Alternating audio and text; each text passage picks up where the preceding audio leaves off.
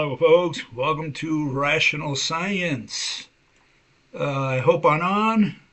Couldn't see myself there for a second. Okay. First, I'd like to say I hope everything's coming out okay. I sometimes have problems. Uh, I'm doing two things at once. Anyways, I want first to say that, yep. That hold all questions until the end. If you have any questions, I will try to answer them real time at the end of the lecture. So if you have questions about the lecture or about, any subject related to physics, hey, make my day. Okay? Anyways, I'm going to be talking about atheism today. And first, I want to confess that I come from a militant atheist background. My folks were militant atheists. They weren't just atheists, they were militant atheists, okay? What was it, in 1962, we moved to Baltimore. And about a year later, there was this lady, and she started American Atheists. Her name was Madeline Murray, and later it became Madeline Murray O'Hare. And it's this lady here, and some of you might recognize her. Let's see if I can put her up here. That's her there with her son John and her daughter Robin. Robin was really her granddaughter, and she adopted her. Okay, she was the daughter of her oldest son, which is William, who became a pastor. So she was an atheist. Her son became a pastor, and that's why she disowned him. Okay. Anyways, she came to our house a couple times. She was becoming famous at the time because she challenged religion in schools, and because of that, she won at the Supreme Court level, and because of that, she was persecuted by private people, who hated her for what she did. So she had to leave Baltimore. Same year that we met her, she came, like I said, she came a couple times to my house. And it turns out that like 23 years later, it was now 1986, 87-ish, thereabouts, I moved and started living in Austin, Texas. And one day I said, hey, I'm going to see if there's a American Atheist branch here in Austin. I looked it up, and I found it in the Yellow Pages. I said, hey, I'm going to go there and see if I can talk to someone. And I went there, and I was greeted by that girl there, Robin. I knew her from pictures. She did appear in the newspapers and so on. And so I was aware of who she was, but it was the first time I met her. And I told her that we had, my folks had, signed up with American Atheists. In fact, my folks were among the first members of American Atheists. And she went in there and said, wait a minute. And she brought a little old lady, which was Madeline Murray. And she came out, and I told her that my folks had been supporters of her. She said, wait a minute. She went in, came out, and brought a card. And she said, anyone who ever gave me money, I have a card. And she showed me the card, had my father's signature. So, and then for those of you who know the story, they were murdered, okay, by one of their employees who had a grudge against her and also wanted to steal their money and did steal their money, and cut them up into pieces and so on, all three of them. So, tragic story, you can look it up, the Murray O'Hare story. Anyways, so I do have a atheist background, very strong atheist background for like 4 years. When I was young, like 13, 14 years old, I started reading the Bible and doing more than just Bible study. I was looking for errors in the Bible, contradictions and so on. So I did a full study over a period of 3 or 4 years, on and off. And I loved it. I actually liked the book a lot, partly because, not so much because of the stories it's got in it, but because it told me a lot of, about what was important to those people in those days, 2,000, 3,000 years ago. What was important to them? And if you look at the Bible, it's very instructive in that sense. Okay, it tells you about the customs, what was important to them, how they married, and what was on their minds, the fact that they wanted to populate the land and things of that nature. It's very interesting. At least it was for me. Anyways, so I do have an atheist background, and because of that, I became you could say a follower. Really, I liked him a lot. Carl Sagan. He was one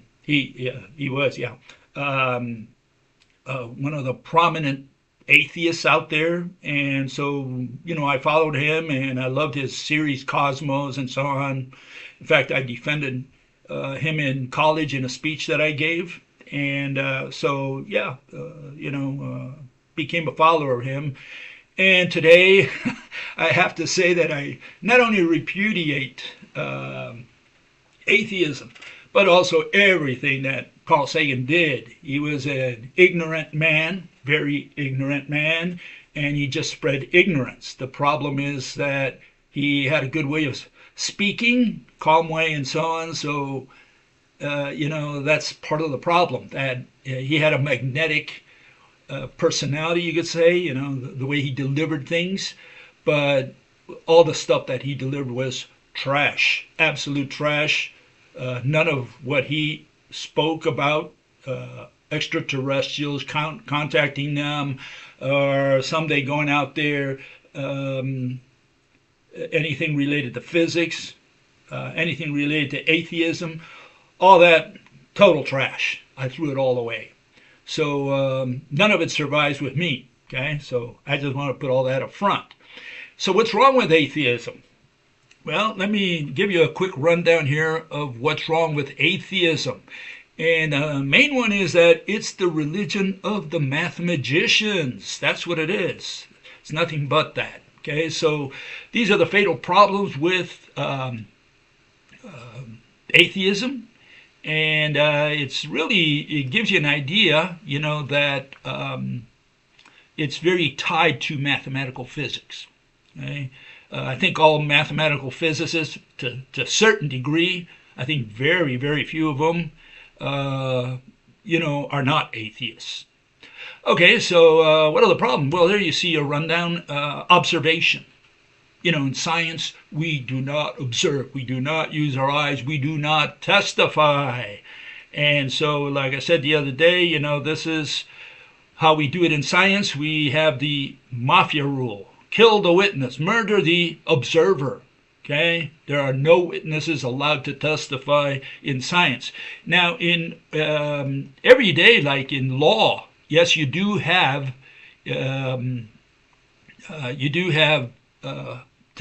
testimony, witnesses, right? Because you're trying to persuade the jury. Okay, that's forbidden in science. In science we explain so that you understand. Now, when we get to the part of belief, that goes to church. You can take whatever you learned to your own dark basement and do whatever you want with it. But please do not introduce evidence, testimony, witnesses in the court of science. Okay, that's outlawed. That's where science is different than the law. Okay, so yeah, we do not have observers, which is one of the main points of one of the you could say foundations of mathematical physics, which we call mathemagics. Experiments. Do we do experiments? Absolutely not. We don't do experiments in science. Just like you hear. Did you misspeak, Bill? No, I didn't misspeak, so let me repeat it. We do not do experiments in science or in physics, okay? Here's an experiment. Let me tell you why we don't do experiments, okay? Let me remove this for a second so we can see better here. Okay, here you have a spoon, okay? And I'm going to perform an experiment, and I'm going to let it go, and it's going to fall to the table. There it is, okay? Repeatable, so it's scientific because the mathematician says it's got to be repeatable, so here it is, repeatable, okay? Now, can I observe up here or down here whatever's causing the spoon to fall to the ground? Is there something pushing here? Is there something pulling here? I can't see or touch anything. In what way will doing an experiment help me define or find out, discover uh, what's causing this to fall to the ground.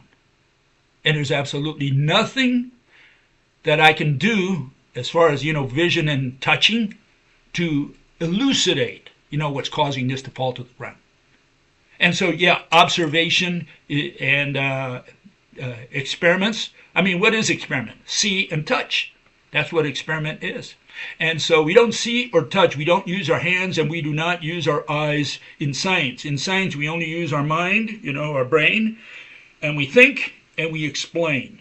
Okay, you can be a scientist by sitting at your desk, what is known as an armchair physicist. That's the true physicist, the guy who conceptualizes and tries to explain how this universe works, what's out there, what exists, and then put it in motion so that he can explain the causes, the mechanisms. That's what a physicist does. And a physicist doesn't do math, he doesn't do experiments. Okay, so here's the other one, evidence. Do we present evidence? And the answer is no. And you can see that in the case of atheism, everybody talks about evidence. Prove it to me. Show me the evidence that God exists, for example, right? And yeah, I mean, here, I'm going to show you that God exists. Give me a second here. Let me show you that God exists. Here's God, okay? There it is, okay? You like that? There's God. Any problem? Any questions? You might say, well, Bill, but you presented a two-dimensional God, a picture, could you do a little better? Maybe, present a three-dimensional God that I can see and touch, and yeah, I guess we could do that. I mean, isn't that sufficient to prove that God exists? You might say, no, it's not. I really need to see and touch God to make sure that, God exists, to prove it. Okay, so let's bet a beer. Okay, I'll bet you a beer that I can make God appear. I can prove the existence of God. I'll present evidence, which is what you want. Okay, I'm sorry that you are interested in evidence, but that's the way it is. Okay, so I go in there and I say, look, here's go to the kitchen, right? And I bring my wife out. And I say, here it is, three-dimensional God. And you say, are you joking? No, here's God. You wanted to see God, the existence of God, there's God. Yeah, but I mean, did she create the universe? Did she create the earth? Did she make a miracle? Can she make anything right now to prove that she's God? And I said, well, I mean, I can tell you that this morning she made breakfast and then she made me do the laundry and made me mow the lawn. So she did make things. And yesterday she made a cake, and tomorrow I don't know what she'll make. But why are you asking that question? What's that got to do with the beer we bet? We bet a beer that she exists, that God exists, and here she is. She's got an apron on. She's got, you can touch her, you can see her. That's God. We were talking about existence, not about what she does or doesn't do. So why are you asking questions about what she makes, what she does? Here's God. You can see and touch it.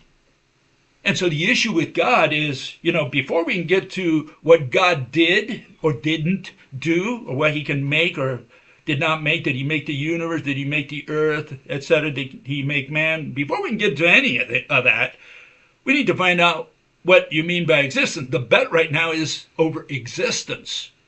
And I'm saying here's a 3D God.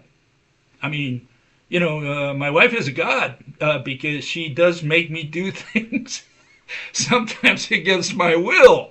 So yeah, I vouch that she is God. She can do it just by talking. Gives a command and I'm doing it. Yeah. So how she does it, I don't know.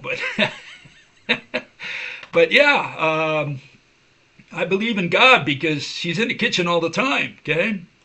Anyways, what else? They talk about knowledge, whether we know or believe, or specifically that last one there, skepticism. Are you skeptical about God? Well, none of that has anything to do with existence, right? That has to do with belief, with what people believe. Those are opinions. That's got to do with religion. When we talk about existence, it's not a question of belief. It's a question of, what's the definition of exist? And then just follow the definition. And by definition, something exists or doesn't. That's how simple it is. You have prediction. We don't make predictions in science, but they do in mathematics, right? And then you look at the Bible or some of those other holy books and they talk about prophecies and so on. Yeah, I mean, people believe in palm reading, revelations, and so on. What can I say? But that's got nothing to do with science. In science, we do not do predictions.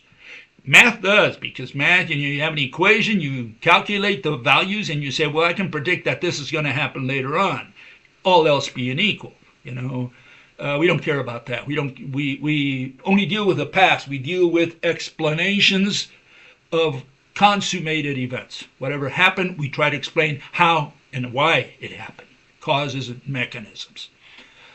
Proof again has to do with evidence and with knowledge. If I can convince you, well, now you have proof of something that I convinced you of. It's got nothing to do with what the other guy believes. Next door neighbor, he doesn't have the same proof.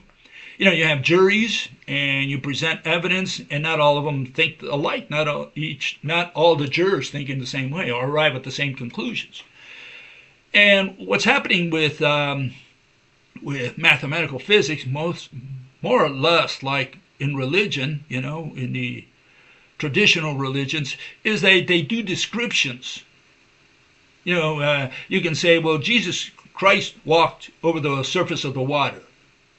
Yeah, that's a description. You haven't told me why, how he did it, what caused that to happen. Why didn't he sink?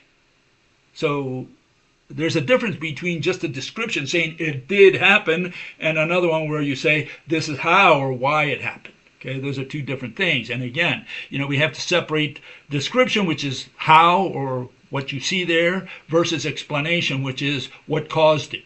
What's the mechanism that underlies this phenomenon, right? Mathematicians, as well as traditional religions, they rely a lot on authority. In the case of religion, they usually rely on holy books, and in the case of mathematical physics, they rely on the opinions of their teachers. The teachers told them something, and you have to memorize it for the test, and now you know it as well as they do, or you learned it the same way, you memorized it. And now you regurgitate it, you pass it on to other people. And so the question is, is this just an authority being passed from one generation to the next, and like tradition? Is that what it is? Are we going to invoke authority and say, well, Einstein said so? Oh, okay, well, if Einstein said so, I better keep my mouth shut. No, the question is, was he even in the ballpark?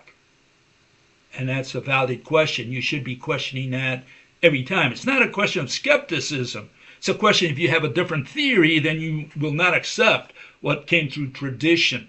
Okay, that's the point. Or authority.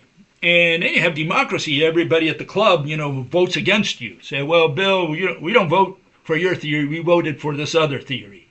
Well, yeah, that doesn't mean that because everybody voted for the flat earth theory that you are right and I'm wrong. One of us might be wrong. Maybe we're all wrong, but maybe one of us could be, matching what Mother Nature and Father Universe do out there. Okay, and so, doesn't mean that because there's one person against the rest of the world, that person is wrong. That, in other words, meaning he's not matching what Father Universe and Mother Nature do out there. Okay. And then you have this object in existence. Mathematicians never defined the word object, never defined the word existence, which is going to be what I'm going to be talking about mostly today. And because of that, we don't know whether God is an object or not, or a concept, an abstract concept. And we don't know whether he exists or not. We have all these opinions out there, And so the question is, whether you can say that a concept exists. And here, let me give you an example here. You can say, if you're going to say that God created something, like God created the universe, you cannot say that a concept created the universe. Hopefully it's an object, a thing that created the universe, and not intelligence or love that created the universe. That doesn't make any sense. It's irrational completely. So if you're going to talk about creation, something being created, hopefully you put some physical object behind that creation, right?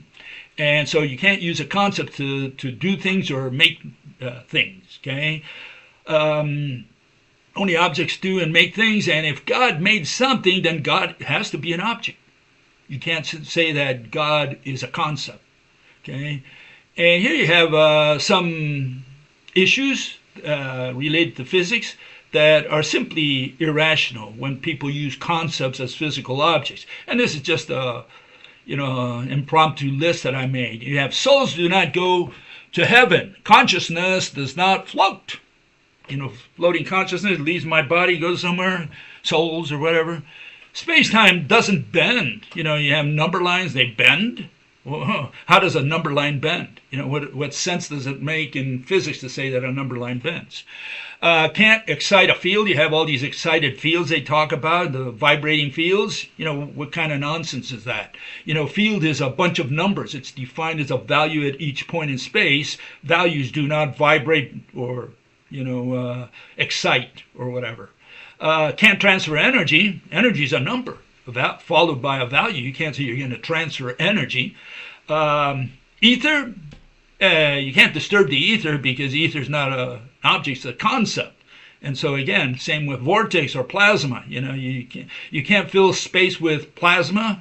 You can't spiral the vortex or say the vortex is spiraling like a tornado. No, vortex cannot be. You can say air goes around, but you can't say the vortex. Vortex is spinning air already, or water or whatever, right? Pressure, you can't say pressure pushes. People have say stuff like that, or they talk about density. Potential that doesn't weight. The potential is, the thing has gravitational potential. Is potential just waiting there to do something? You can't use potential as a physical object. You can't say it's in there like a ghost waiting to come out. Okay, and you can't wave the wave. So all those notions are irrational. In fact, they have an irrational notion in relativity, famous one, and it's this space money diagram. You have the space money diagram called relativity theory. I think it's got to do with the relativity of your money or your standing in society. And if the money goes up, well, you're rich. If it goes down, well, then you're poor. And hopefully it doesn't go below zero, because otherwise you get into imaginary money, which is what Stevie Wonder invented there. And yeah, you don't want to make a hole in that net. That's your safety net. Okay? If you make a hole in the net, well, then you will go into imaginary money. So all this stuff that they created, is just concepts. It's got nothing to do with physical objects, but they say that, this safety net, the bending of a space safety net is gravity. Yeah, tell me about it. Okay? So yeah, and the safety net, what is it made out of? Number lines. It's not made of dimensions, not made of coordinates, even if it were, but it's not. It's made out of number lines, and you do not work number lines in physics. Okay? So if you're going to give a physical interpretation, you had better use a physical object. And so what happens is, in the end, you have these atheists, agnostics, and theists. The atheist is a disbeliever. The agnostic is a guy who doesn't know whether to believe or not, and the theist is someone who believes. That's the difference between them. And in science, we do not believe. We have no use for belief in science. What we do in science is we say, first we define the word exists, and then we say, let us assume that X exists. And then you explain your theory based on that assumption. That's the way it works in science. And that's why I had to throw all of, completely, all of atheism away. And I say it's the religion of mathematics. Why? Because mathematics, mathematical physics, that's what they do. They say, oh, we believe, we proved, here's the evidence. So they've resolved it all, and I'm saying none of that has anything to do with science, let alone with physics.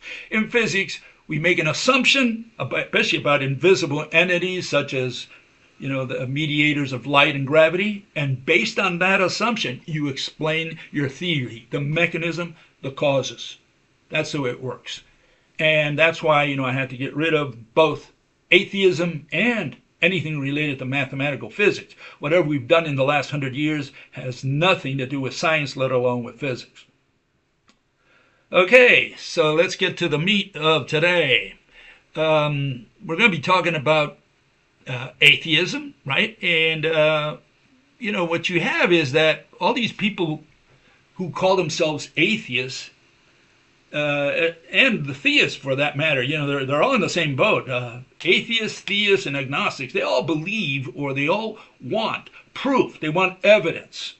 And so you have the theists who say, look, there's evidence here. And says, well, who else could have done this except God? And that's their version of the evidence. Or maybe they'll go to the book and say, look, the book says, and we believe in the book because this is the word of God, and blah, blah, blah. And the other guys say, well, that's not evidence. I want real evidence. I want to see and touch. Okay, here's my wife. You can see and touch her.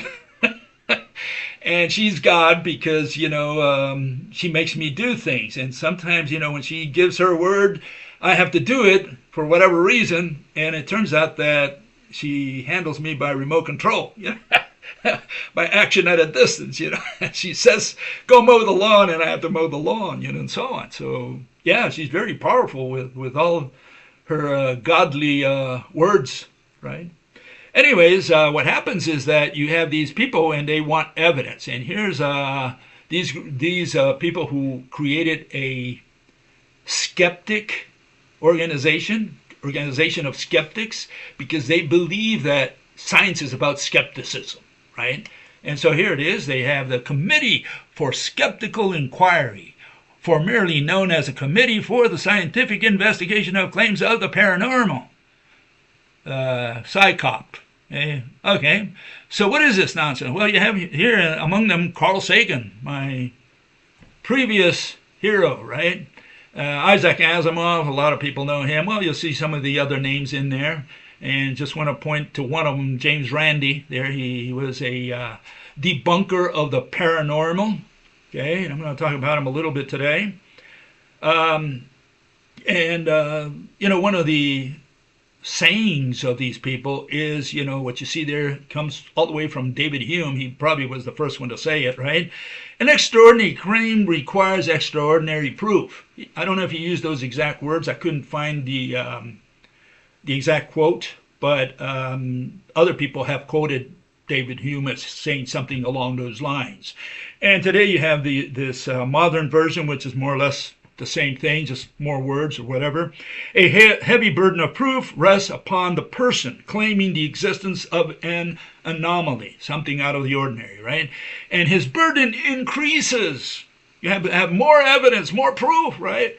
As the extraordinary character of the anomaly increases. So the more extraordinary the claim, they say, the more you have to provide more proof. Right? So they believe in evidence. They start by saying we're skeptics.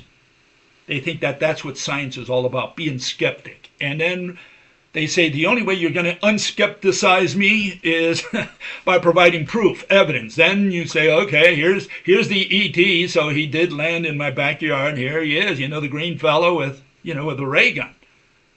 And so that's the way they see it. They want to see evidence. Okay, so here we have poor old God, and we start out with him. He's all alone, right? Okay. So he has, do you believe that science doesn't exist. Because, I mean, if we say, does God exist? Does God not exist? Well, I think it's just a valid question to ask, well, does science exist? Okay? Does science exist? Can we say that? And the first person we're going to put up there is Carl Sagan. See what he has to say about God, whether God exists, and how he puts it in a scientific context, the way he sees science, okay? So here we have good old Carl Sagan, and what does he have to say about God?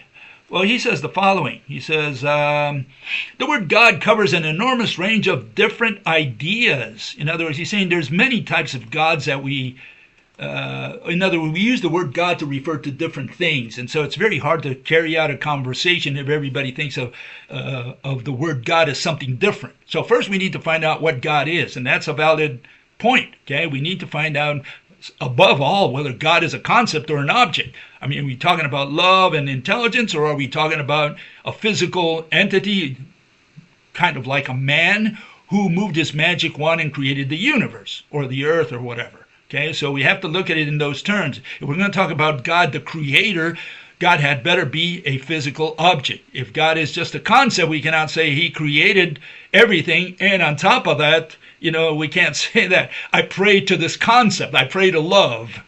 Yeah, good luck with that one. See if love hears you. But where does Carl Sagan fail? Well, he's looking for evidence. You can see it in every one of his statements. He's looking at evidence. Prove to me. I want to see the evidence. And so, yeah, this is a problem because all these people think it's a question. They're saying, I'm going to remain a skeptic until you provide evidence. And big skepticism, big claims, they require big evidence. That's the way they see it. Okay? Extraordinary claims require extraordinary evidence. Why? Because they want to be persuaded. They think that's what science is about, persuading. And that's in the background. Skepticism and persuasion. They think that's what science is. Here we have another fellow, and so he's the second one on the list, and his name is Sam Harris, okay? And what does he have to say? Well, he talks about knowledge especially. In his site, he goes with this. He's got this statement. Let me get myself out of here. Pretending to know things one doesn't know is a betrayal of science, and yet it is the lifeblood of religion. What do I have to say about that? Well, I have to say that why doesn't he apply that to mathematical physics? I mean, these people claim to know things when they don't know them. And people let them get away with that. And here, let me show you. Here's Sean Carroll. Some of you know him, okay? Let me put him on so you can hear him from the horse's mouth. Here it is. Listen to him. We had begun discovering particles like the electron and what we now know is the proton, the nucleus of hydrogen. There are all these different kinds of fields pushing around all the different kinds of particles. And this is what we know. It is true, the laws of physics underlying our everyday lives are known. We know them. So, he claims to know things. And he's not the only one. I mean, the whole mathematical establishment talks about knowledge. They know everything. And then when you ask them to explain, they say, we have no idea. We can't make sense of it. We're trying to find meaning to everything. I thought you knew everything. And so on the one hand, they say, you have Sam Harris, he says, we don't claim to know, or people who claim to know what they don't know are fake or religious people. And there you have a religious fanatic, Sean Carroll. He's telling you that he knows that all the mathematicians know. What is it that you know? I mean, you can't tell me what gravity is. You can't tell me what light is. You can't tell me how the atom works. You can't tell me what electricity is or magnetism. What do you know? And so this is the issue. The issue is these people claim to know when they don't know nothing. That's the truth. Okay, so here we have Sam Harris, and he says the following. This is, I think, an interview he had, and he talks about knowledge. But what is knowledge? Knowledge is belief. He says, faith is nothing more than the license that religious people give one another to believe propositions when reasons fail. Well, it sounds like he's describing mathematical physics. That's what it is. And again, he talks about evidence, and he calls it, he says faith, that there is what I put it in there, something called space-time. I mean, is that just faith that we have? Those people who believe in space-time, is that just, space money? Is that just a belief? I mean, can we go to the lab and touch space-time, see space-time, so that we can prove the existence of space-time like these people require of religious people when they say, I want to see God, I want to touch God. Well, I want to see and touch space-time. I mean, is this just an issue of faith? And again, these people harp on evidence. That's where the problem is. They think science is a question of evidence, about skepticism and evidence.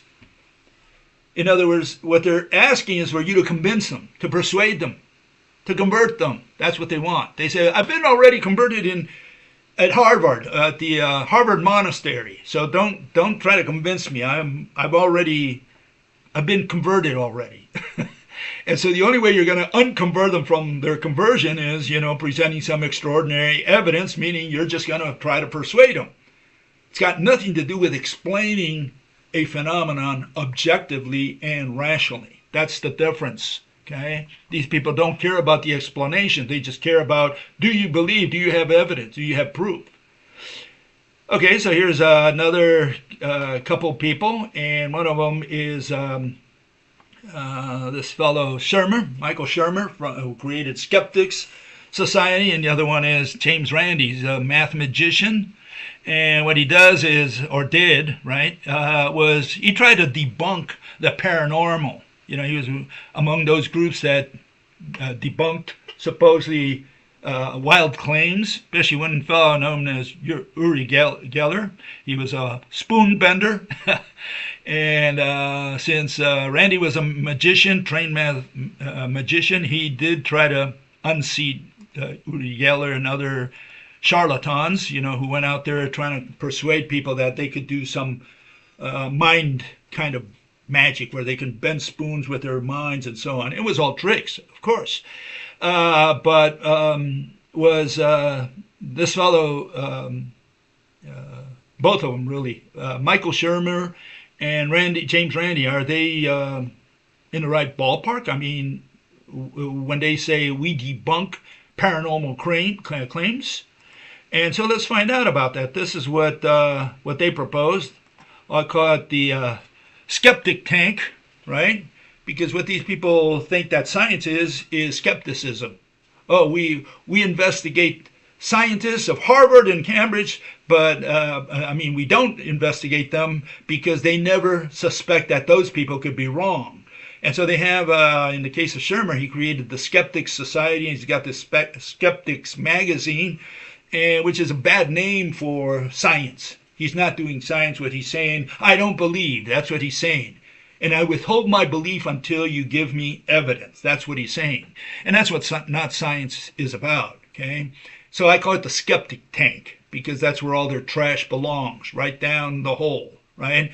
And Randy, he says, how dare you question energy, black holes, virtual particles, and particles at two places at once? How dare you question science, the mathematicians out there? I mean, they know. And it turns out that, a few years ago, quite a few years really, about 17 years ago, I had a exchange with James Randi. And so because these guys claim that they debunked the paranormal, and I said, well, hold it, why don't you go and debunk mathematical physics? I mean, there's a lot of paranormal stuff there to be debunked. You can have a field day there. And so I wrote him, this is what I wrote to him. I said, I'm suspicious that an individual like you, who has made a career of debunking pseudoscience, right, has not attacked the largest segment of this market, which is mathematical physics. And I gave him some examples there. I said, pseudoscience is not only about Bigfoot and crop circles. If you really want to have lasting credibility, you should begin with Einstein and Bohr. If you are into skepticism, there should be enough material in these two individuals to keep you busy for a century. Oh man, I don't think he liked that. He didn't take that very kindly, and so he answered me, and this is what he answered. Okay, he said, Is a virtual particle part of science? Well, virtually yes, but every teeny tiny part about particle size. In other words, he was being facetious. He didn't want to even answer the question. He didn't even accept what I was saying. So he just started making fun of what I said. He says, yes, is time travel part of science? He said, yes, I do it every day. I go forward 24 hours every day, and so on. So he says, just what is your itch, Bill? So he was a little upset that, I went in there and criticized his heroes, which is like me. I used to have Carl Sagan as a hero. Well, I had to tear him apart because he was talking nonsense. And, here's Randy, and he believes in all these guys, and I was attacking his gods. And so I'm saying, he goes out there, attacks all these so-called pseudoscientists. Why doesn't he attack the pseudoscientists of Harvard and Cambridge, right? Cambridge. And so I wrote him again, we had a back and forth, and says, I criticize selective skepticism. If you're going to attack pseudoscience, you have no choice but to include in your repertoire the physical interpretations the establishment currently gives for physical phenomena.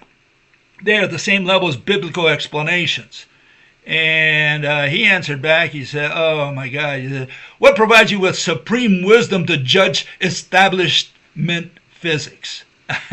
So he wasn't very happy that I attacked his religion, and I'm saying, hey, this is not, he should have an open mind and say, well, he could have defended the establishment by saying, look, these people know what they're doing, they measured, he could have said a lot of things. He didn't. He says, I don't do that because I don't have the authority. Oh, dude, you got an authority to debunk or try to debunk or claim that you debunked pseudoscience. Now you tell me you know nothing about authority, about science, because you don't have authority in science. Well, do you or don't you? I mean, who gives you authority to debunk pseudoscience?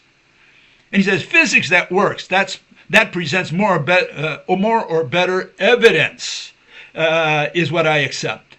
Again, he goes back to evidence of being convinced of something.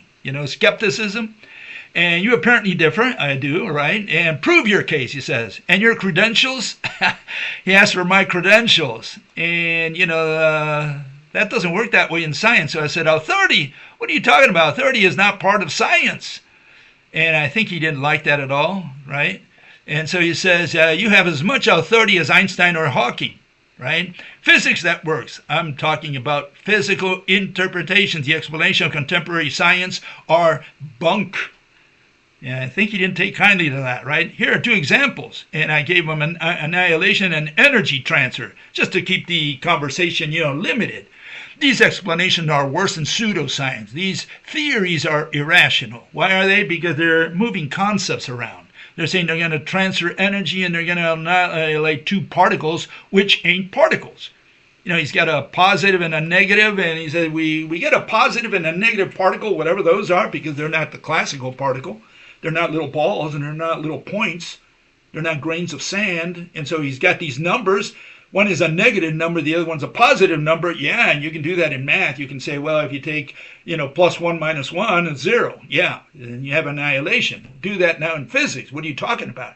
What do you mean one is negative and the other one is positive?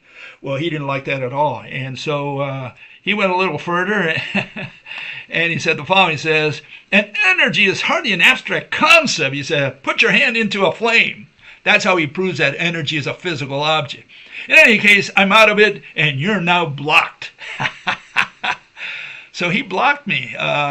He had no reason to do that because all he had to say is, don't call me again. Don't send me any more letters. I would have stopped. I mean, if I would have insisted, then he's got a right to do that. But I didn't. If he would have told me, I would have stopped there. But he was just so pissed. So he told me to go to Anyways, here's the next group. We have Mr. Krauss and hold on, let me get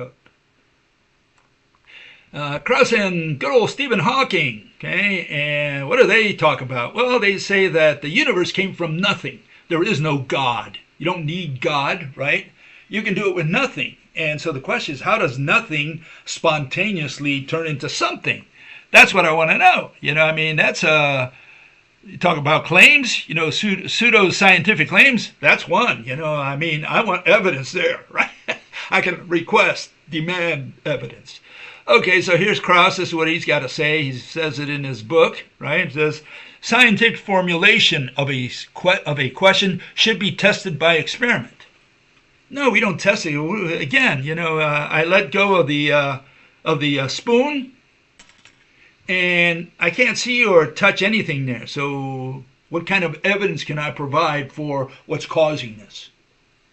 Right? So I can't determine the mediator, which is invisible and intangible, of what's causing the spoon to fall to the floor. And so, no, we don't resolve this through experiment. We have to visualize, we have to conceptualize. That's the only way to approach the problem. But I like his definitions of nothing. He's got like 4 of them, or 5 maybe, right? He probably has a few more that I missed. Nothing, he says, it's empty space. No kidding, because they're synonyms.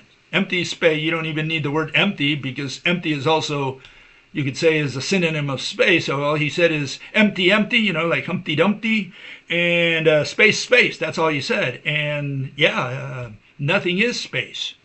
Vacuum, nothing, nothingness, emptiness. All these are synonyms. He hasn't defined it. And so he keeps going. He says, equal amounts of matter and antimatter. Well, the problem there is that there's, you need, if I just have the matter there, one's a positive, the other one's a negative, I still have balls there. That's not empty space. You want empty space, you need to have them merge. And once they merge, well, there's space. So, he's talking about a process. He's not talking about pointing and saying that's space there. He's not saying that. He's saying there's a process where you have negative and positive. They come together and they form nothing, which is, again, please provide proof and evidence. Now I require evidence, right? Don't tell me that you can do that in the lab, right? What kind of experiment are you going to run? Okay, so he continues, says constant energy density filling space. So he's got all this energy, whatever that is, and it fills space. And so, are we saying that energy is nothing and it fills space with nothing? I mean, what is energy? Energy is a number, a bunch of numbers. It's got a number followed by a unit. That's what it is. And when you're saying all this energy fills space, what is that? Numbers fill space? What is it that fills space? And if it's nothing, then we haven't defined nothing, because nothing is the word we're trying to define. We can't say nothing is that which is filled by energy. What are we saying here, right? Nothing, all the degrees of freedom are in their lowest energy state, which is the ground state. And then he said the fluctuation of this nothingness, because that he already defined it as nothing. So he's saying the fluctuations of nothing, right, can be the source of something. What has he said? He said idiocy. That's all this fellow said. And he studied at least 10 years at the university to say such dumb things. And then again, he supports all his theories with evidence. And then here we have Stephen Hawking. I think that's his true name. Let me get this one out of here. Okay, and what does Stephen Hawking? I got the wrong one out. Okay, I guess I lost that one. Anyway, Stephen Hawking said in his book that you have positive energy and negative energy. Okay, and he says, well, if you have positive energy and negative energy, you put them together and you have no energy, because one is negative and the other one is positive. Okay, again, he's got this mixing of negatives and positive to create nothing. That's a process. That's not, you can't say that's space. You're talking about a process. Are we saying that there's a constant process creating space where negative, mingles with positive, and they both annihilate, and that nothingness is space? And before it becomes space, what is it? I mean, right now we have 2 particles. Are we saying that space is all these negative and positive particles filling space? What sense does it make? And he says, if you take positive energy and negative energy and they're, balanced out, you can double the amount of energy on either side, and you still have, you're still not violating the principle of conservation of energy. So, yeah, I mean, this is mathematically true, but what does it tell us about physics? And he says the universe started at zero size, meaning at nothing. So how did this nothing create something? And again, he hasn't explained it. He goes in there with virtual particles saying they pop in from the void. Well, how do they pop in? I mean, give me the process, the mechanism. How does nothing suddenly become something? That's the question. And of course, mathematical physics cannot explain that, because in order to explain that, I mean, even if I bring God tomorrow morning here, all-powerful, all-knowing God, I bring him down here, right? And I ask him to explain to us how he suddenly, from nothing, he created something. What's the process? I mean, from one frame of the universal movie, as I call it, where you have one frame, then the next frame, here you have nothing, here you have something. What's the transition? There is no transition because you did it in zero time. You went from nothing to something. And so it's impossible to explain that. Even God cannot explain that. Okay, so yeah, you cannot explain the creation of something from nothing, which is what these two bean brains try to do. Okay, here you have another famous atheist. His name is Richard Dawkins. There you see it, right next to good old Carl Sagan. And what does he have to say about God? The existence of God. Why is he an atheist, in other words, right? That's the question we're trying to answer here in a sense, right? From a scientific, as they call it, mathematical physics point of view, Dawkins is a biologist, but it's the same nonsense. I mean, these people are all in the same boat. And so this is what he has to say. He says, first he defines three types of gods, which is, again, they come up with all these arguments which are correct. In a sense, you have to define what God is. And if God has three different notions, we have a problem. We need to find out what your God is. What are you saying that God is? And then we work on that God. You can't say, well, this God in the morning and this God in the afternoon, the other one at night. You can't do that. We have to find out what God is to you. You have to show me your God. You have to show me your space-time. You have to show me your ether. That's the way it works. You believe in the ether. You believe in plasma. Show me your plasma. Let's see what you're talking about. Okay, that's the way it works. Okay, and then we can talk about it. You can't say plasma is this and also that. It's a state of the union, the fourth state of matter, and it's also, ionization of gases. Well, those are two different things. Which one is plasma? And so on. You have to have only one definition or one object, right? Okay, and so there he says the metaphor for ignorance. In other words, what we don't know about the universe, that's what some people call God. What we're searching for, right? The answers we're searching for. Then there's this notion where God created the laws, as they say, that someone created the laws of the universe. And then he went, took a hike, he took a vacation, and he doesn't listen or concede any favors. He just created the universe and then left or died or who knows what. And then there's the creator, the guy who he created the universe and listens to you. You pray to him, that's a different one. But again, if you're going to talk about a creator, someone who creates, that makes things, it had better be a physical object. Okay? Could be a human, could be a cow, could be a tree or a rock. I don't care but it better be an object. You can't say a concept created the universe. Okay? And he confesses he doesn't know where the laws of the universe came from. And again, it's nonsense because, those are questions that have nothing to do with science. You can't say, where did the laws of the universe come from? Like, when you're asking that question, you're already implying God. You're saying, oh, there was an intelligence that created all this. Right? So here, that's where the traditional religions have power over the so-called scientists, the mathematicians, because they say, you don't know. I can tell you, God, an intelligence created the laws of the universe. And that's where they got them. That's where they run into trouble. And Dawkins also goes through the anthropic principle, saying, like, if the laws of the universe weren't in a specific way, if they weren't fine-tuned to some degree, we wouldn't be here to ask the questions. And that's, again, an anthropic principle. It comes from a deranged mind out there, someone who doesn't understand the scientific method. You can't say that, if God wouldn't be so great, because if I knew who he was, or I could produce God, or I could prove his existence, then he wouldn't be so great at all. if I knew who he was or what he is or whatever. And those are the types of questions that are irrational because they're not answering the question.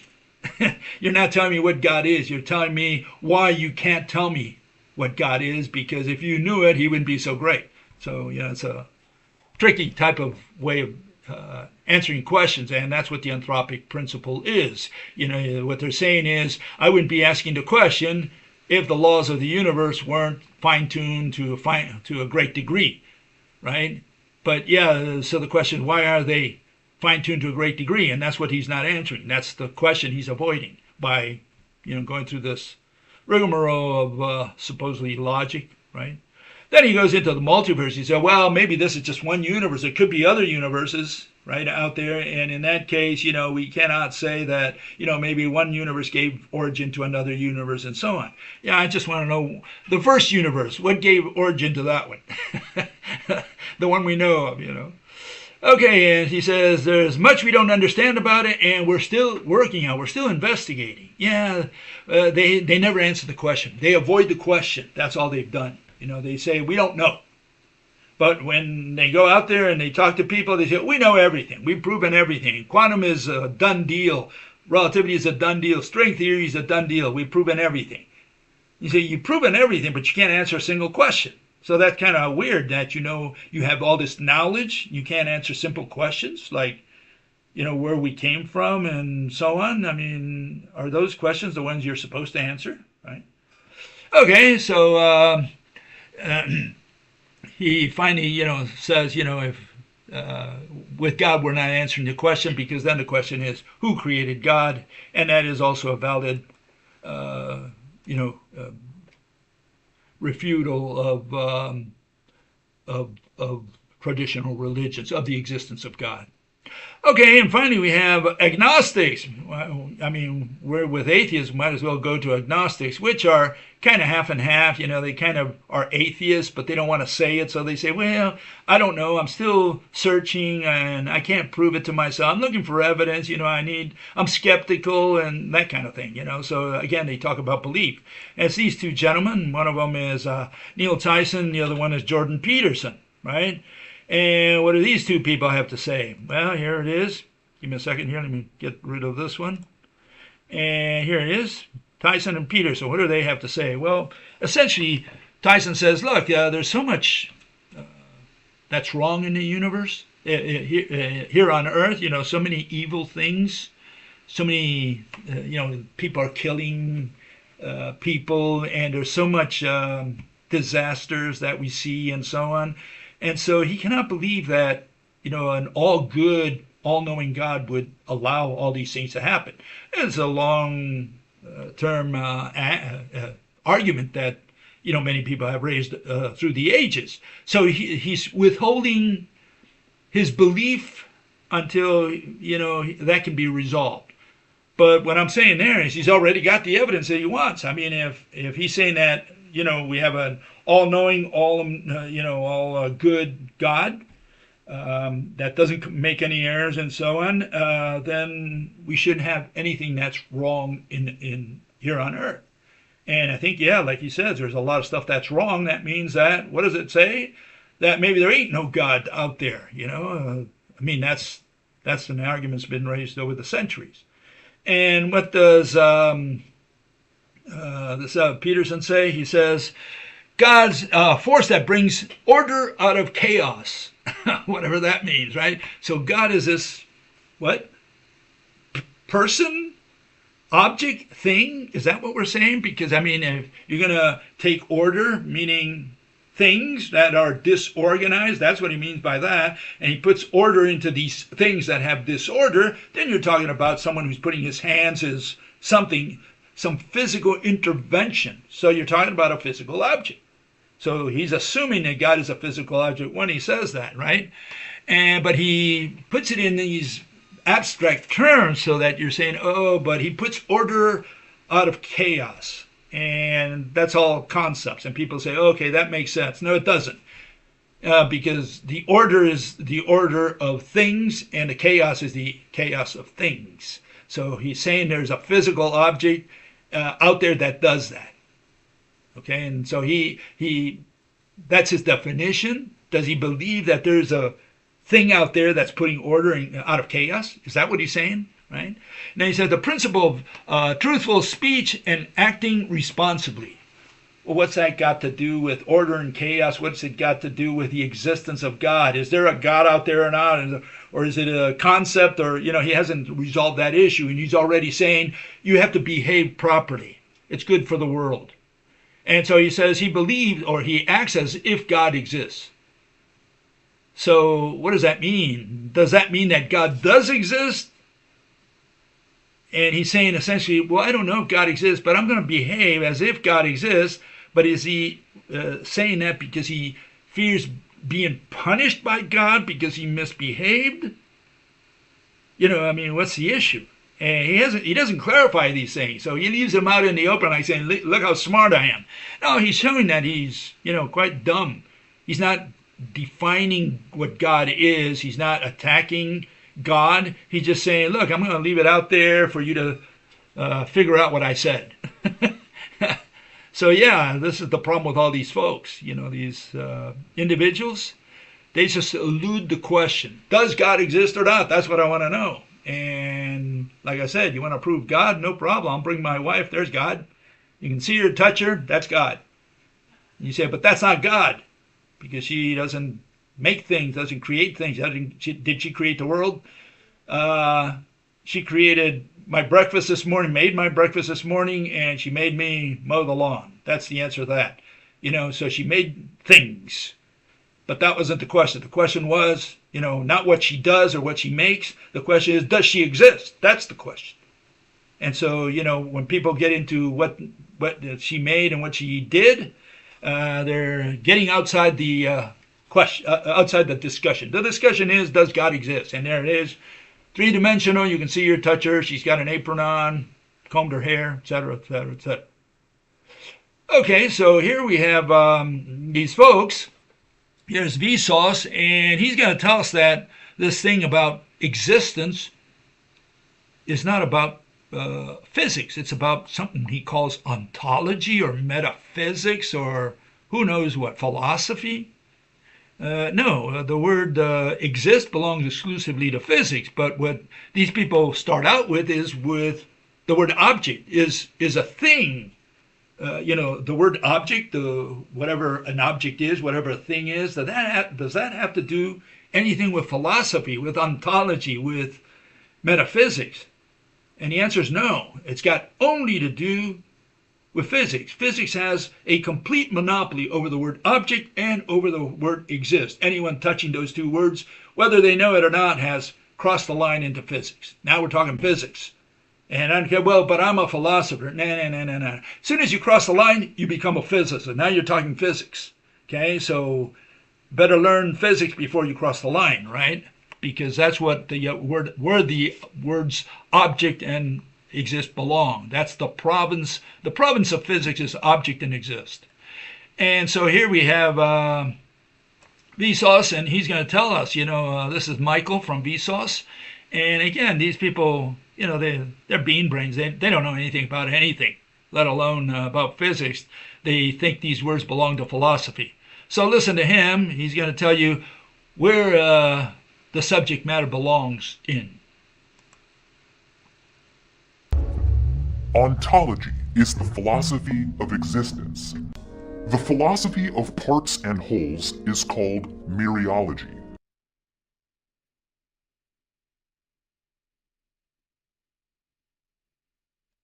So what's the issue? The issue is that they get into this word called mereology. And so they're going to define the word object, which does not belong to philosophy or metaphysics or ontology. The word object belongs exclusively to physics, but they created these irrelevant categories, and they're going to, because of that, they say, well, we're going to look at what an object is made of. So an object is what it's made of. In fact, if you look it up in the Wikipedia, it'll say that, again, it's, the matter making up an object. But what is matter? It's a bunch of objects. So all they're saying is that an object is that which is made out of a bunch of objects, a bunch of matter. That's what they're saying. And so they're going to go into this nonsense about, matter coming together and forming an object.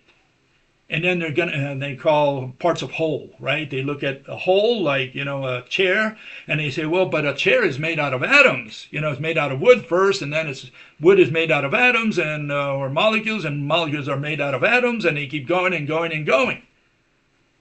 And so it doesn't stop, because they say, well, we don't know what electrons are made of because we haven't parted them, we haven't broken the electron up, so we're still investigating. And so they never answer the question. I just want to know what a table is. I don't want to know what it's made out of. Okay, and so this is where we run into trouble with these folks. And here's one fellow who goes into this mereology, which is what things are made out of. And so he says the following. Listen to him. Here he goes. He's going to tell you about what things are made out of, because that's what he thinks that a thing is. This is what they teach. We'll be looking at the question of things. It's kind of the most ancient form of philosophy.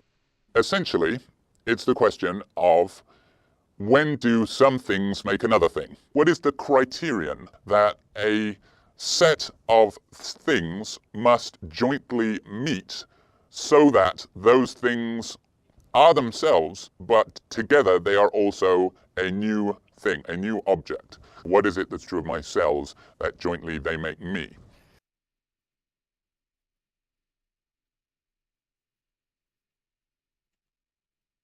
So that's essentially what these people teach. They say, look, things are made of things, and those things are also made of things. And so how do I explain what I am or who I am? Well, I have to go into what makes me, and then I got to look at what makes those things that make me, and so on down the line. It's like it never ends. And they call that mereology, and it goes on forever. They talk about parts of whole. They also talk about, time slices. You don't see the table in one go. When you look at the table, well, you look at this piece, then you scan it with your eyes, because there's all this motion going on in the universe, all this time going on, all this dynamism, all this dynamic stuff going on. Everything moves.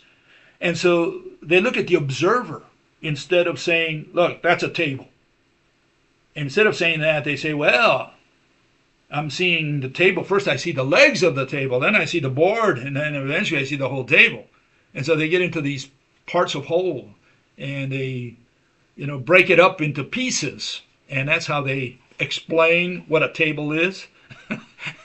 How the observer sees it. It's just seeing and believing. It's got nothing to do with what a table is and whether a table is an object. Because, again, all objects are made of objects. That's the notion that they have. And so here you have, essentially, this is how he sees it. He says that everything is made of something. It's composed of something.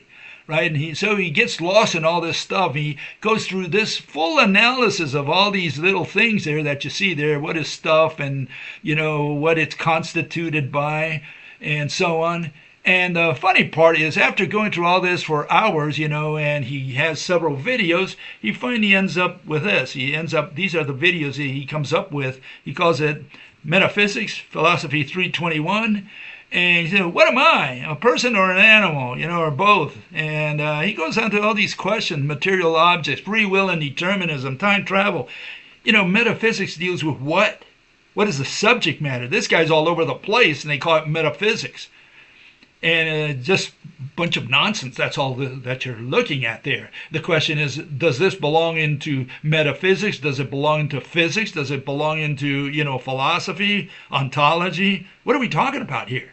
These guys are all over the place, and it's like we cover all the bases.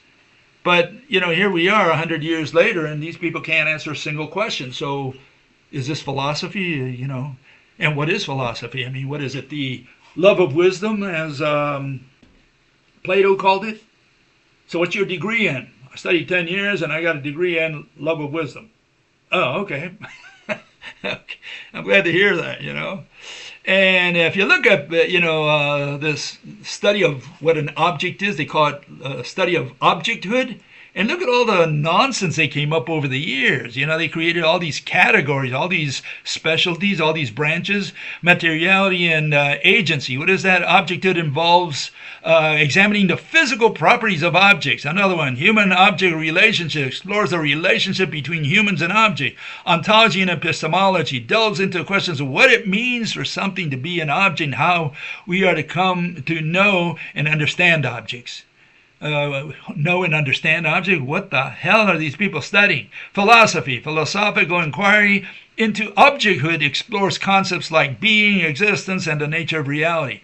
So they have all these categories that they created over the years. I like that next to the last one. Thing theory emphasizes the materiality of objects and their ability to resist human interpretation and control.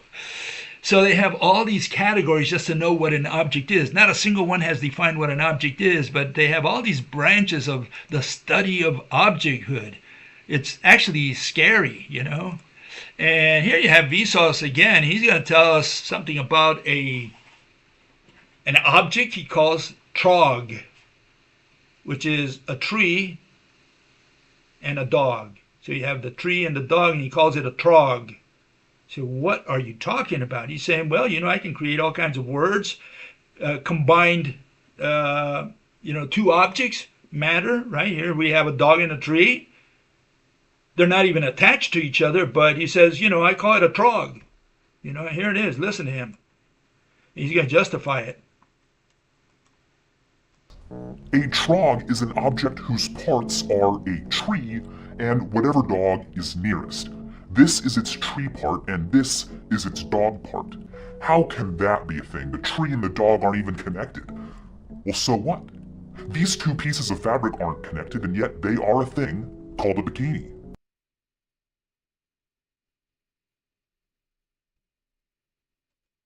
So he invented the word trog, and he said, we can do that with anything. We can take a rock and a tree, we can take a house and a lake, or even more objects, and we can invent words and say, that's an object, that's a thing. No, a bikini is not a thing. Okay, only in the religion of mathematics, using the mathematical method, do you arrive at such nonsense, because they haven't defined what an object is. So he can get away with that. He said, well, if an object is, what it's made out of, and it's made out of different parts, it's still an object, well, then a bikini is an object under that definition, that notion. No, bikini is not an object, okay? Bikini is a type of fabric, type of clothes maybe, right? One kind of clothes. You're comparing bikini against something else automatically. So, you can point to something and say, look, that's a rock. But if you have a yellow rock and a blue rock, and you say, well, that's a blue rock and that's a red rock, and the other one's a green one. So are they different objects because they have different colors? No, a rock is a rock and a rock. The fact that it's got different colors does not make the rock different, the word rock. And the same goes with any underwear like bikini or, brassiere. So these are different types of clothes, okay?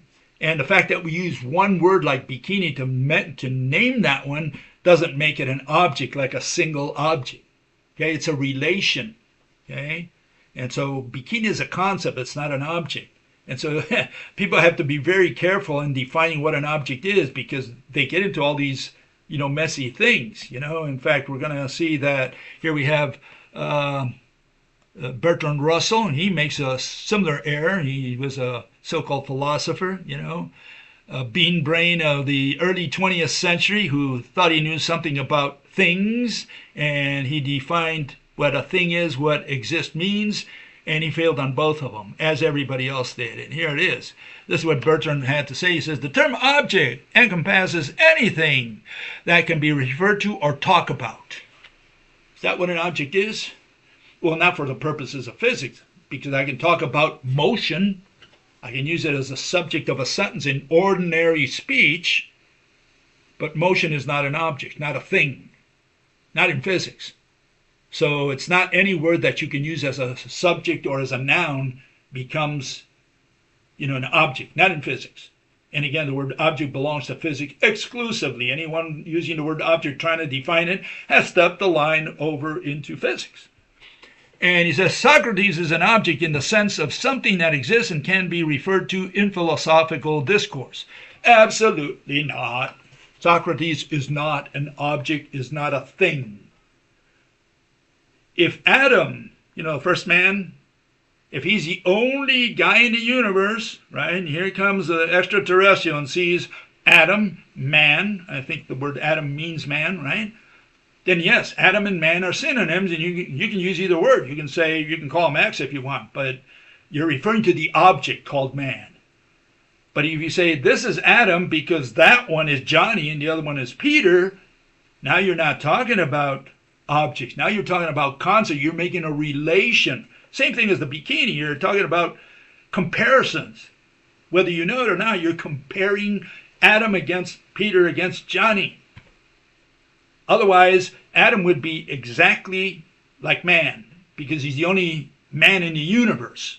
Then you can say man, right? Point to it and say man. But if you're using the name of Adam, of this man, and you're saying this is Adam, well, why did you call him Adam? Oh, because there's Johnny and there's Peter and there's Paul. No. Then we have a problem because now you're not talking about the object. You're not referring to the object. That's why Socrates is not an object, because Socrates, you're differentiating him from Plato or Aristotle. So you're saying that's Socrates. Why? Because the other guy, the guy I'm comparing him against, is someone else. So this one we call Socrates, this man we call Socrates, that man we call Plato.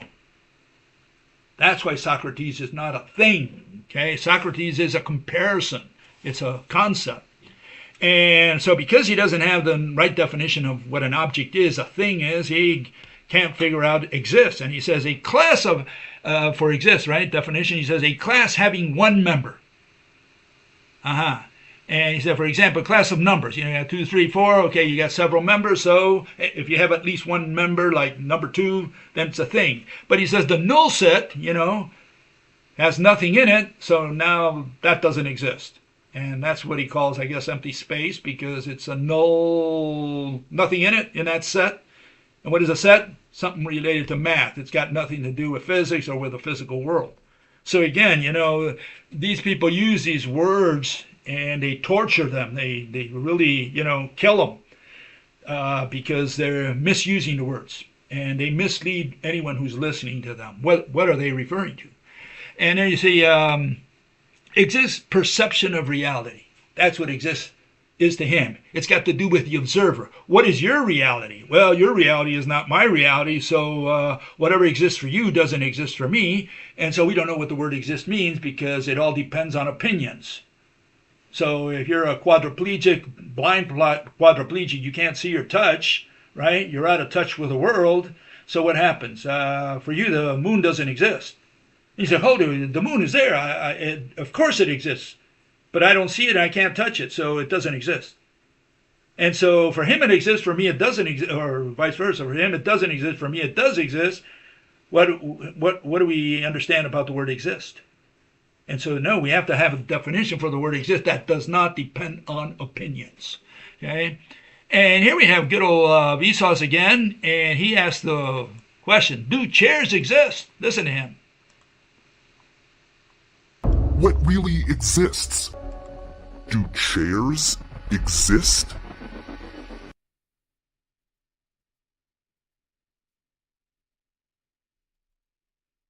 Does he have an answer?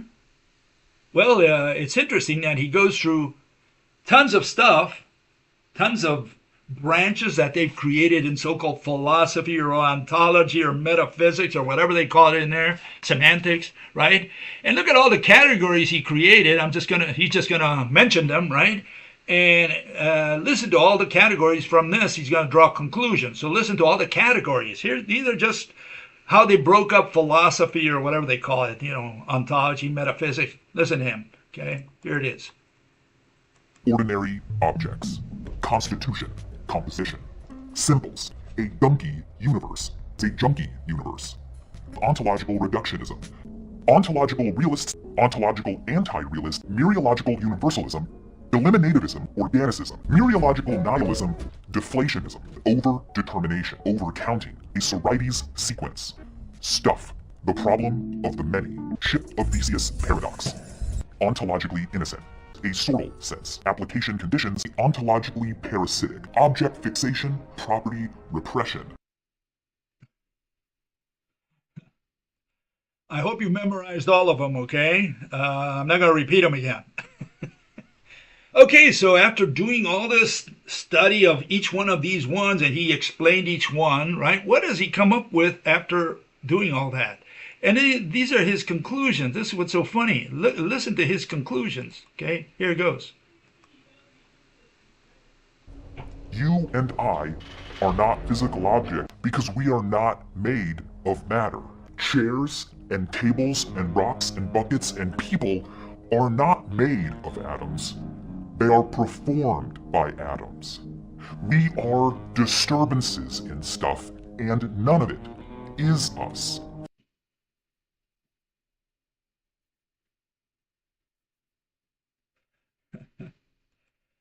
So you don't exist, you're not an object, you are a disturbance. So please don't disturb us.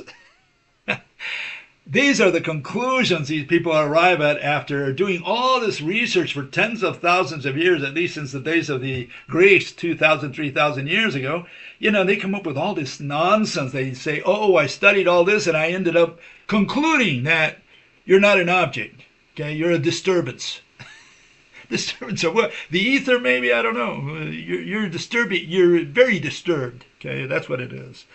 And so, yeah, when you look at all this, you end up like this fellow, and he concluded, right, that we cannot know the universe. We cannot know what exists. We do not know anything. So stop investigating because we will never know. Listen to him. He says, ignoramus et ignorabimus. Okay, he says, we do not know, we shall not know. Okay, scientific knowledge is limited.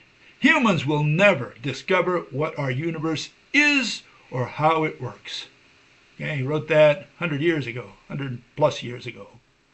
And the question is, was he right? I mean, you know, here we have this infinite universe, and people say, it's impossible. We'll never figure it out because it's so infinite, you know, so big. So people draw a conclusion from that it's impossible to understand the universe. And so all these physicists or whatever they're called, mathematicians, they'll never figure it out because it's just beyond human ability to figure out how this universe is or what it is or how it works. And so getting back to God, you know, does he exist? Here's good old God. You know, he asks, do I exist? You know, you had Descartes. He said, I think, therefore I am. And so the question, you know, God simply exists because he thinks? I mean, what are we talking about here? And yeah, this is the problem with atheism and all this. The scientific method is... they're using the mathematical method instead of the scientific method. Once we use the scientific method, we reach a totally different conclusion. And all we had to do all these years is define our terms so people can understand the theory that you are proposing. Okay, so let's do that. Here it is. We start this by mentioning there's only two branches of science. One is known as physics, the other one is philosophy. There are no other branches. Either it fits under one or the other category. And that's what science is. Science, rational explanations. Physics, of causes and mechanisms. Philosophy, of reasons and purposes. Now we have definitions we can sink our teeth into. We can take this to the bank. Okay, we have a definition for science, for physics, and for philosophy. The only two branches of science. Okay, that's our starting point. Do you agree? We don't care. We don't care. If you got a better mousetrap, present it. Don't tell me that I'm wrong. Tell me what's right. Okay, that's the way it works. Don't just say, oh, I don't agree with you, Bill. In science, we do not agree, and we do not agree to disagree. In science, you present, and the other guy either accepts what you're presenting, or he has a better mousetrap. He proposes something in exchange. That's the way it works. And you have to defend your own, you know, with sword and shield. You have to defend your ideas with sword and shield, and your definitions and so on. objects that you propose, and so on. Okay, so what are the foundations of physics? Well, here it is.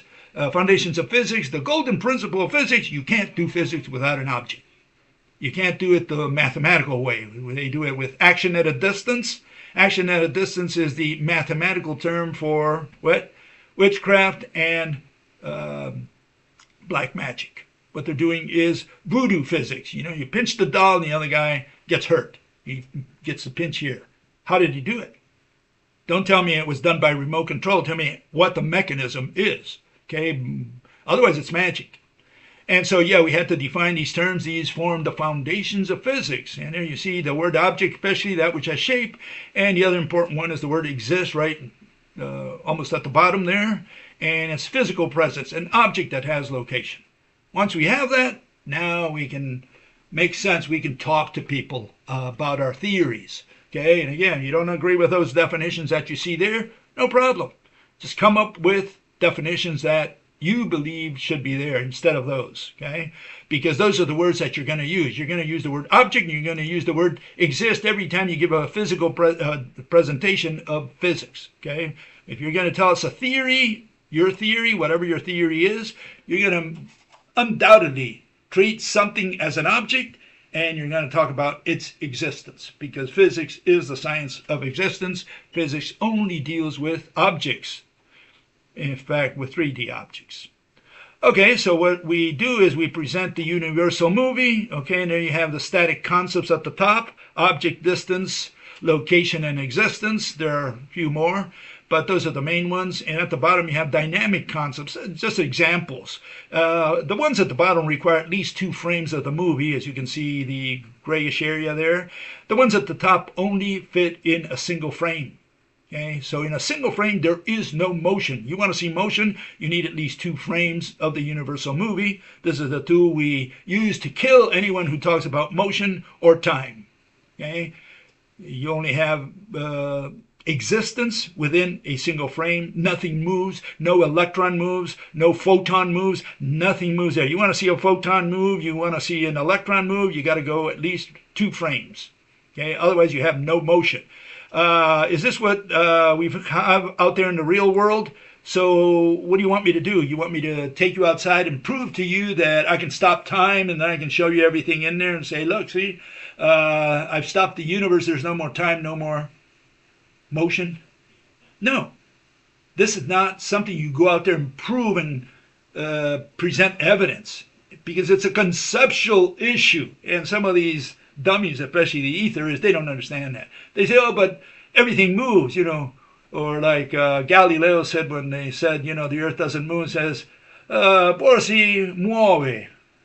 E por si muove, he said. You know, but it moves. Yeah, not in the universal movie. A single frame, nothing moves. Okay, so it's a conceptual issue, and it's so that we stop all that motion that's rattling your brain. We need to stop the universe, you know, that stopwatch, and stop the universe and say what's in a single frame of the universal movie without there being any motion. And so you'll see water there, you'll see air there, all the objects, you know. People say, well, is water an object and is air an object? Well, it's constantly moving. Well, so am I. I'm moving, so I'm not an object because I move. The table must be moving also, you know, with respect to Jupiter every second of the day. So that does mean that a table is not an object because it's moving? No, a table is an object because, you know, we designate it as, when we point to it, you know, and say table, we're treating it as if it's standing still forever, for eternity. Nothing in the universe moves. You're just pointing to the table that's not moving with respect to anything because it's in a single frame of the universal movie. And the same thing we do with air. That blob of atoms there, of molecules, that's called air. And that blob of water, that's called water. That's the way it works. Should be in a single frame. Okay?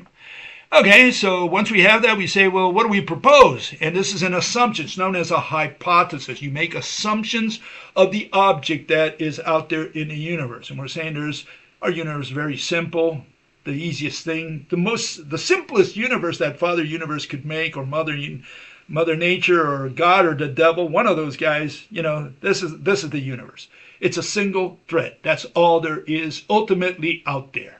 Okay, so this single thread right? It's a closed loop thread, and it builds every atom and the interconnecting entities. We'll call it a rope, okay? That interconnects every atom. So if we were to start at any atom or at any one of these ropes, as I call it, electromagnetic ropes, and just take it all around the universe, we would eventually end up where we started because it's a closed loop thread. This thread builds every atom and the interconnections, the mediators that connect every atom, every two atoms. And here you have it. It's a single thread hypothesis, okay? It's 3D. It's not 1D, 2D, 0D. It can't be because imagine 2D. As soon as you have a 2D, let's assume that was 2D, right? A flat ribbon of some kind. Well, as soon as it moves in any direction, now it's moving into third dimension. So now you have 3D no matter what. And again, you cannot conceptualize a 2D anything because 2D is always a part of the 3D world. Okay, so 2D is a subset of 3D. And 1D doesn't exist, neither does 0D exist. Okay? So everything is 3D out there, including this thread, just so thin and so long that people say, well, it must be 2D or 1D or 0D. No, it's 3D, but at a scale, unimaginable scale. Okay, so this is an elementary fundamental entity. What do we mean by that? It's not made of parts. That's what we mean. It's made out of a single piece. Okay, it's unimaginably thin, and it's indivisible. It doesn't have parts. It's not made out of atoms. It's not made out of little particles. It's a single piece. Okay, we got that? And it's malleable, okay, and it's unbreakable, uncuttable. It's invisible and intangible, so don't try to run an experiment to try to see it. This is a conceptual issue completely, okay? And it goes through itself, it goes through objects, and so on. It doesn't understand what touch is. Okay? Touch essentially becomes our version of touch, our macro world of touch. It's a what do you call it? Something that's built. There's a word for it. I just escaped my mind. Anyways, it's something what is the word? That you have to have many threads in order to have touch. No? Okay? So it's emergent. That's the word I was looking for. It's an emergent property. Touch is an emergent, at our level, at our macro level, is an emergent property of this. But it doesn't mean that this thread started out as a single thread and then turned into all the atoms.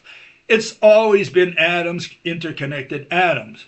We work it in reverse. If we were to unravel every atom, every interconnection, mediator that connects every two atoms, then we would arrive at a single thread. That's the way it works. But it's a conceptual issue. It's not like, show me that you can unravel the atom, unravel the rope. No, it doesn't work that way. We're not going to go to the lab to prove it to you. Okay? The way it works is you have to imagine that if you start at a given point, you're going to go all around the universe through every atom, every interconnecting rope, and you're going to end up at your starting point. And here it is. This is what we're proposing. Again, these are the assumptions. You start at the single thread, okay? And again, it's not like we're going to prove this or run it in the lab or anything. This is a conceptual issue so that you understand, only because of that. And so if we go from the single thread, you can see how it tangles with itself, eventually builds all the atoms and the interconnections, and there you see the main proposal, which is two atoms bound by what we call the electromagnetic rope. And as the atoms pump back and forth, they torque the rope, and that torsion is known as light. Okay? Can we unravel the atom? Can we unravel the rope and go in the other direction and end up with a single closed loop thread? The answer is no. That's only a conceptual. You can conceptualize it, but you don't ask me to go out there and prove it to you. We're not going to go to the lab to prove this because it's, again, a conceptual issue only. And those people who don't understand that, well, I can't help them any further. Okay? And yeah, here's gravity. You have a spoon. It falls to the floor. Okay, and you ask, well, why does it fall to the floor? Well, because every atom of that spoon is connected to every atom on Earth. And you can see what's happening to the ropes that interconnect those atoms. They fan out as the spoon approaches the center of the planet, the center of gravity. That's what's happening. That's why a spoon falls to the floor. So we have an explanation of physical interpretation based on the fact that all atoms are physically interconnected.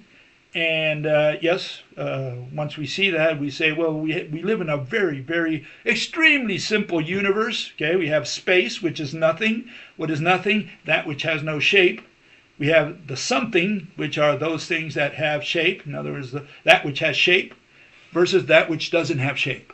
So we have all these atoms interconnected by electromagnetic ropes. Think of it like this. You know, my fists are two atoms and they're connected by a rope. A lot thinner than this, right? But I guess you get the idea. And all atoms in the universe are physically interconnected. And if we were to unravel them, then we would end up with a closed loop thread.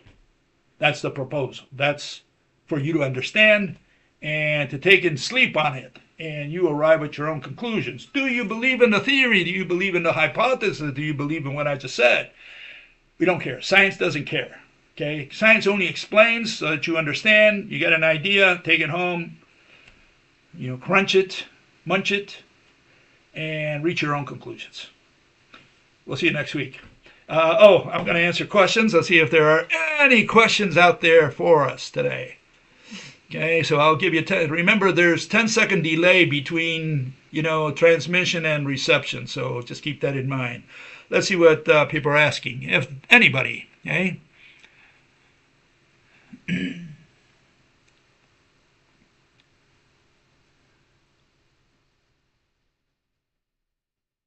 Okay, why is the rope always straight and the thread can bend?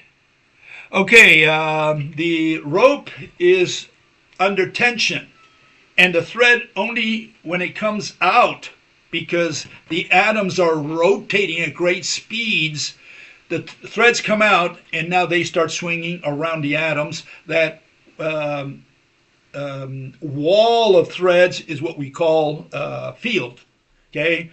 Similarly, the threads, when they approach the atom, one goes straight, the other one curves around. That's simply the way it is. That's the description of the atom. So we have to imagine why that's so. Well, there is no why.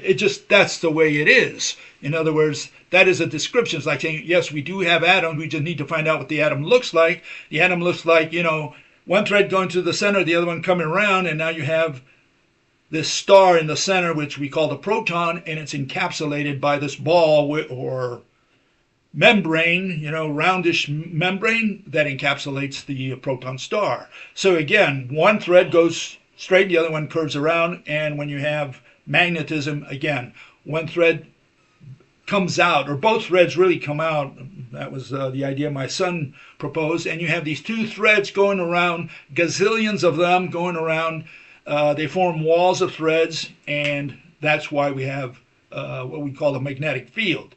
But other than that, when you have the rope, it's always under tension because every atom in the universe is pulling on every atom in the universe. So you have atoms pulling on the other side of the universe, pulling on us right now. It's all under tension. And again, all this stuff is moving, but imagine just, everything pulling on everything. So everything's tight. The ropes are tight. The only time they move around is when you have, the spinning of merged electron shells. That's the answer to that question. Okay. See, there was. Okay. Okay.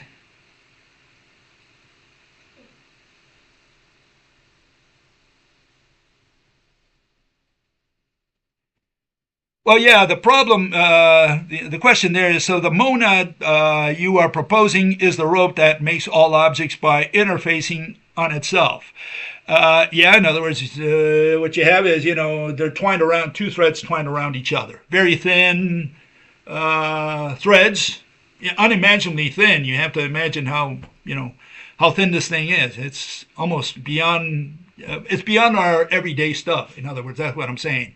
And it says, also what people call conceptually energy is just the ropes. Energy, keep in mind, energy is not just the one rope. Energy is, again, you have frequency and wavelength. There you have frequency, number of links, and the wavelength, the link length, right? But energy, like when an atom, we say that it sends energy outwards. What are we saying? We're saying along every rope that's connected to our atom. You're talking about every rope in the universe connected to our atom. And an atom is pumping back and forth and is torquing every rope in the universe from our little atom. It's receiving torsions and emitting torsions at the same time. It's it's one of those things where you have the rope just twirling in a certain direction, pumping, and because the atoms are pumping, so they're torquing the rope. So what happens when you have an atom which is pumping at a greater speed?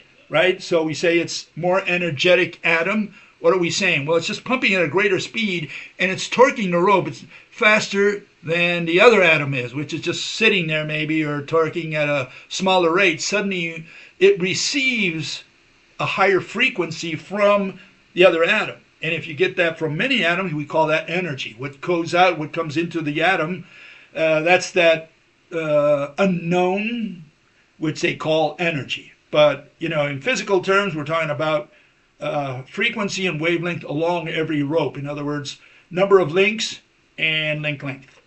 Okay, that's what energy is. Okay. Let's see, we got in. Does the rope electromagnetics always glow or only under high tension? Well, no. Remember, in order to get light, the rope itself doesn't glow. What it glows is atoms, and it, sends it to your atom.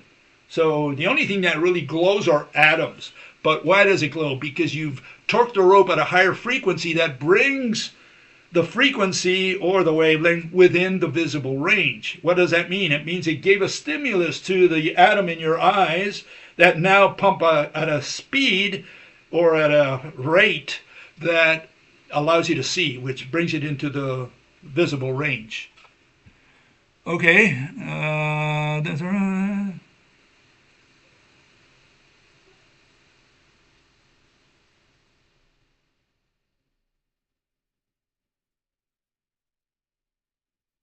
The question here is, how can the thread bend if it's made out of a single piece? It's made out of a single piece, and we have this notion of single piece in our macro world, which we don't have. There's nothing made of a single piece in our macro world. And so, again, it's a conceptual issue. It's made out of a single piece, but has the properties of all the things we have in our world, in our macro world. Our macro world has these properties because the thread has the properties. What am I talking about? I'm saying that the thread has the properties of gas, of liquid, fluids, right, and of solids. Has all three of them. Okay, and so what are we saying? The thread is made out of a single piece, but it is flexible in Mother Nature's world, in the basic world that we have out there, the fundamental world. It is a thing made out of a single piece, but bends. And people will say, well, how can that be? All I can tell you is that's what it is. That's the assumption that we propose. It's an assumption. It's known as a hypothesis. You make an assumption, say, look, I'm going to make it so that it's made out of a single piece, but it is flexible. Okay? We have to have that flexibility in order to explain the real world. It's like, just to give you another property. Why is it invisible, you say? Why is it untouchable? Well, we have to give it these properties. Why? Because, when I drop the spoon, right? When I drop it, right? I cannot see or touch it. So whatever I propose for the mediators of the universe had better be invisible and intangible, because that's our reality. We can't see or touch whatever's coming here. And you say, well, Bill, but there's nothing there. Well, if there's nothing there and this falls always to the floor, then you're doing black magic. You're saying this falls because of magic. Nothing comes in contact with a pen. I keep saying pen because I got pens here. Nothing comes in contact with a spoon. And hopefully something is coming in contact with a spoon if it always falls to the floor and not to the ceiling. This doesn't go to the moon, it goes to the center of our planet. So there's something here. In fact, we're saying it's on the bottom, not on the top. It's not pushing, it's pulling.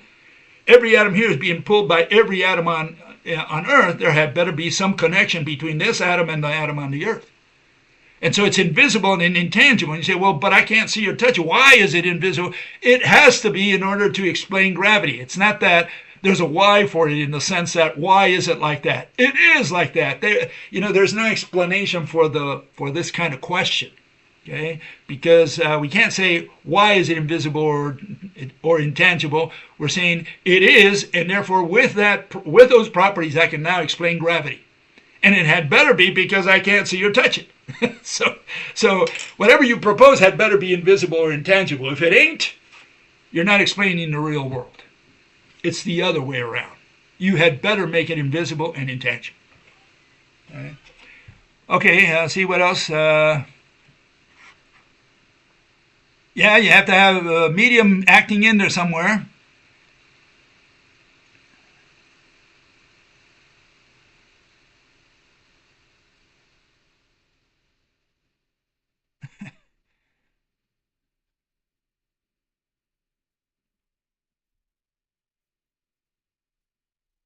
Yeah, it's me, bgaede. 3 years in prison. Yeah.